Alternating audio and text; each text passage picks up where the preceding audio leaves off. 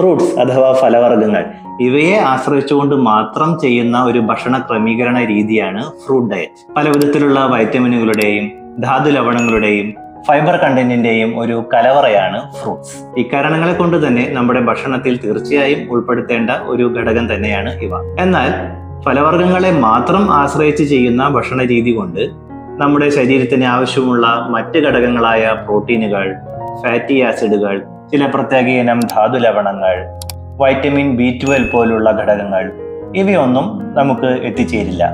മഴക്കാലം, തണുപ്പുകാലം എന്നിങ്ങനെയുള്ള വിവിധ കാലാവസ്ഥയ്ക്കും ഫ്രൂട്ട് ഡയറ്റ് യോജിച്ചു കൊള്ളണമെന്നില്ല.